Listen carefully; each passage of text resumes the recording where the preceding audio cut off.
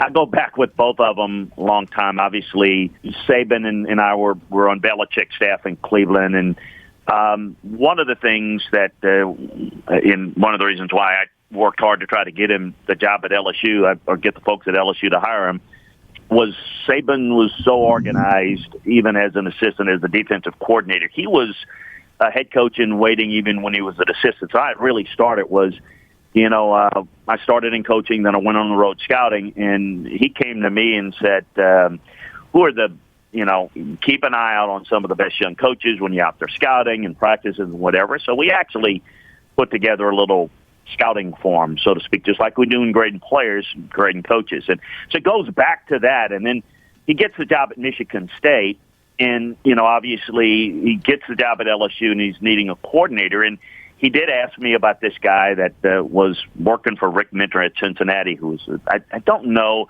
if they played him at Michigan State or just saw it through exchange tape.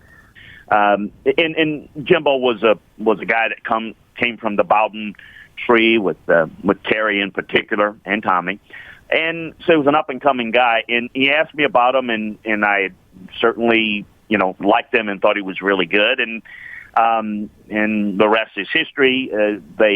He did a really good job there. I don't know if people remember this, but when he took the job at Miami with the Dolphins, Jimbo actually stayed in college. He was always more comfortable in college with Les Miles, which I want to talk about relationships that weren't really good. That was not very good.